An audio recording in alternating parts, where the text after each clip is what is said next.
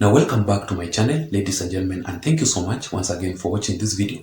So the former Interior Cabinet Secretary, Dr. Fred Okemo Matiangi himself, is still in huge problems with President William Samoei Ruto. Yesterday, William Ruto sent the EACC at Matiangi's home, demanding that Fred Matiangi must provide certified copies of his wealth declaration that he acquired since the year 2012 up to 2022. Then what William Ruto will do next is that he will now put to the public all the assets, all the liabilities and the income that belongs to Dr. Fred Matiangi.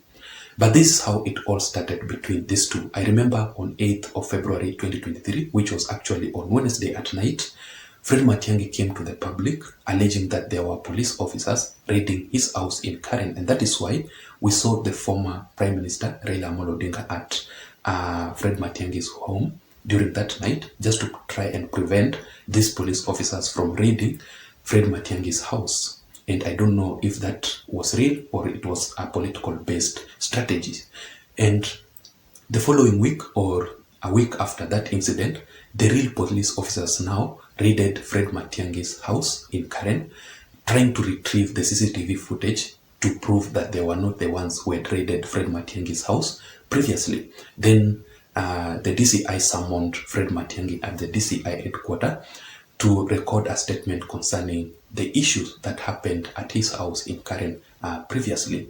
But the most interesting thing is that Fred Matiangi never ever appeared at the DCI headquarters to record a statement. Then yesterday we saw the EACC planning to go to raid Fred Matiangi's house. So in this video today, I'm just going to give you a proper critical analysis on why William Samoei Ruto is still frustrating Dr. Fred Okemo Matiangi. So basically, let's talk about the revenge that William Ruto still have towards Fred Okemo Matiangi.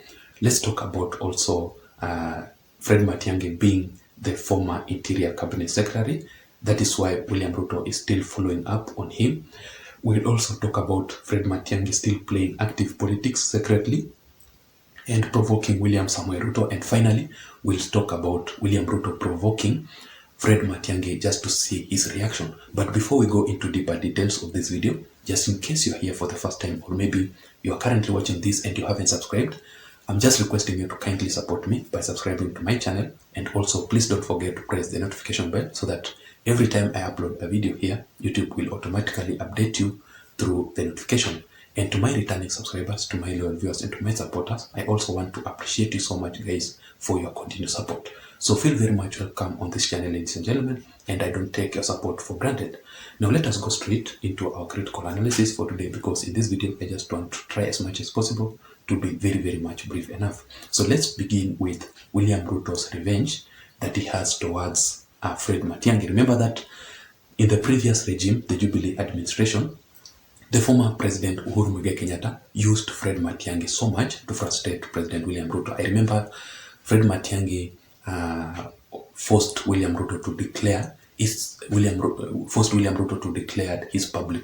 wealth, his acquired wealth or wealth declaration to the public, and that is when he went ahead to expose William Ruto so badly. I remember Fred Matiangi reduced William Samoei Ruto's security as the deputy president, if you can still remember. And also, I remember Fred Matiangi blocking William Ruto from participating or calling out for his campaign rallies in various places. I remember he blocked him from Bukungu Stadium there in Kakamega County. I remember Fred Matiangi also blocking William Ruto against holding his campaign rallies in Tononoka grounds in Mombasa County and various places. So that is why William Ruto is still following up on Matiangi, because of the revenge that he has towards him.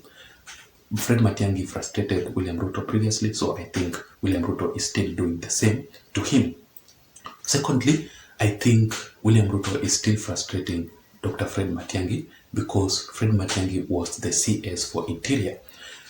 The reason as to why I'm saying this is that Fred Matiangi, being the former Interior Cabinet Secretary, he knows a lot about the government.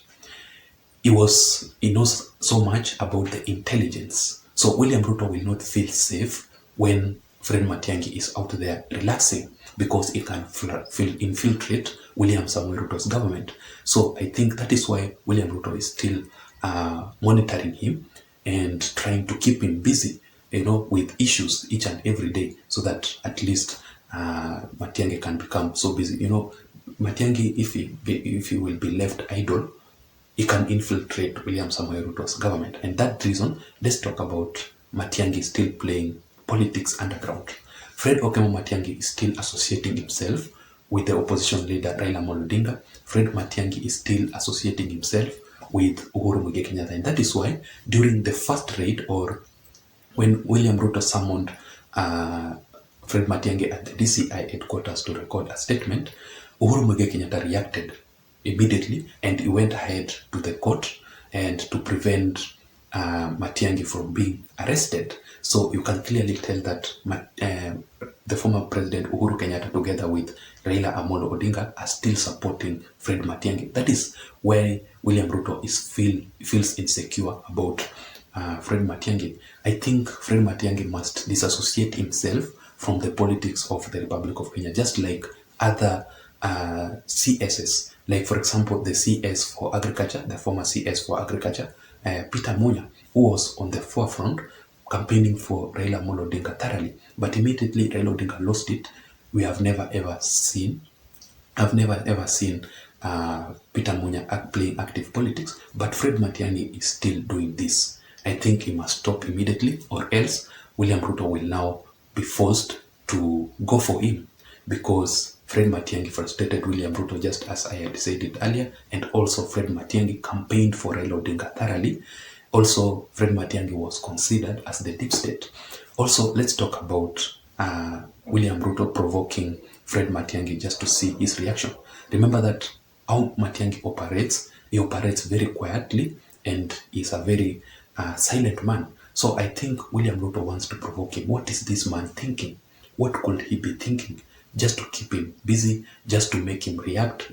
Whenever you are provoked and you are angry, then you will definitely react and you will show your true colors. So I think William Ruto wants to do this to know his political plan, what is his plans ahead, because Fred Matiangi is somebody who operates secretly, is somebody who operates very quietly, and you cannot predict his next political move. You cannot predict his next political agenda. Maybe he's planning to come after you and you don't know about it. So William Ruto must provoke him to keep him busy and to understand what Fred Matiangi is currently thinking about his next political move.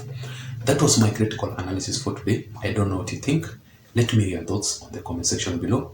Do you think William Ruto is frustrating Dr. Fred Okemo Matiangi, or all these are only politics? And let me just hear your thoughts out. Otherwise, I don't have much to add on. Thank you so much for watching this video. Please don't forget to subscribe to my YouTube channel. Until next time, my name is Json. Thank you.